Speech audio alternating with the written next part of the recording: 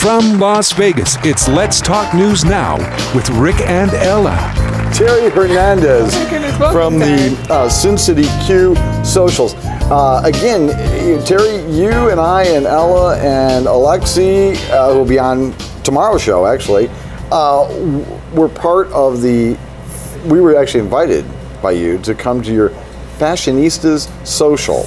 So when it comes to fashion, I made sure we had Valerie right here because it was like, you know, she's the one who cracks on me. She goes, your shirt doesn't look right. And then Alexi goes, and your hair isn't right. That's great. We go, Alexi. We've got help, so that's good. That's all you need, help.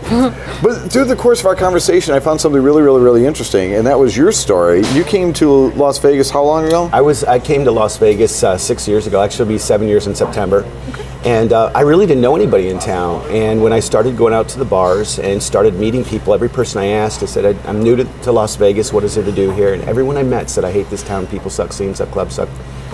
And I became frustrated real quickly after 20 people in the row said the same thing. And so I went home one day after going to the bar, and I went into a bar, and we have a little bit of a disconnect. I went into a bar, and 20 people in the bar were playing video poker, and no one spoke to anyone except for the bartender.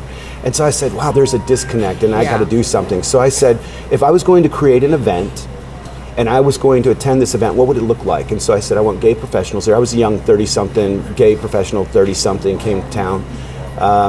I'd want to do something that's not in a smoky bar, something we got all this great space in Vegas. Yes. And so I just said, I'm going to invite gay professionals to come out. So we started on the first Tuesday in April. Okay, I didn't get, did anybody else get the double entendre? I'm going to ask gay professionals to come out. Okay, never mind. Yeah, well, that's initially how it started. That went right over my head. I didn't get that. Mind. So when I first did our first event, we did it at the Peppermill. It wasn't a gay bar, and people that wouldn't go to a gay bar were coming to our events, and we just started going.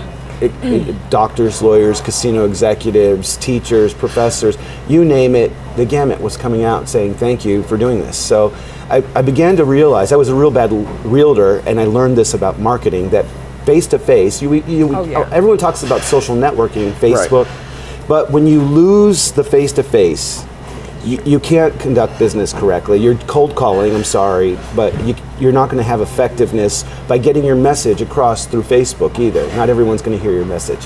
So what I've done is I've invited people, my peer group, and it's all about networking. It's who I know, connecting with who you know, connecting with who you know, so on and so forth. Out of that, Light Group contacted us and said, we want to do Fashionista Social Club. And I said, I don't want to do another gay event. I want to do something that's fashion-oriented, it's gay-friendly.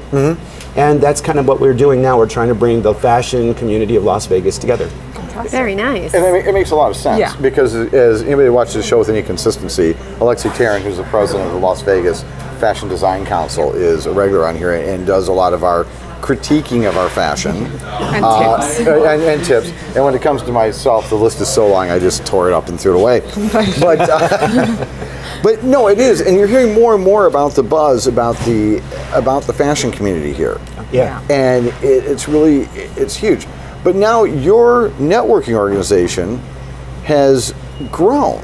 Yeah. How many members strong are we talking about here? We have 11,000 local members, which is outstanding for Vegas. I mean, I really truly believe our gay community is much bigger here because of hospitality and entertainment. But for whatever reason, erratic, not erotic, but erratic work schedules, that kind of thing. You know, we have a lot of people that work in the entertainment industry as well. But how do you get to know them all? If I had to, you know, if I had to go out to the gay bar every single night for the rest of my life, I still wouldn't meet them all. Right.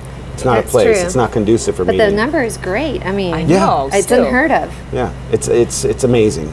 In one city, I get the benefit of meeting and really getting to know incredible people. You have to understand, it's every person I meet is somebody special, and everyone's got a story. It's just trying to figure out what that 85% I have in common with somebody is. I don't focus on the 15% I don't have in common. I focus on the 85% that I have in common with you.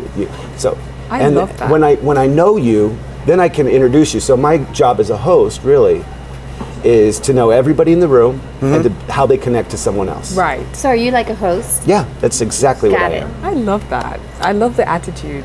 and it's beautiful. It's Really? just about humanity, and it's just about like, you know, a win-win situation for everyone. And you'll never get me to think otherwise.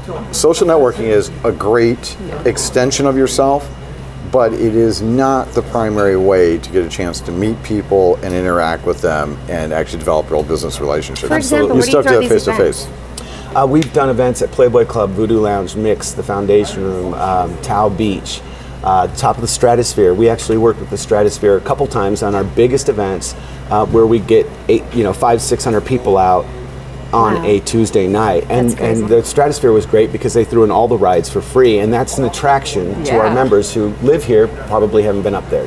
Tell you what, Terry, I want to thank you so very, very much for your time. You bet. What is the name of your website again? Sin City, qsocials.net, actually. qsocials.net. Yeah, anybody can come out. Our Wednesday night event is not exclusively gay, but gay friendly. Okay, fantastic.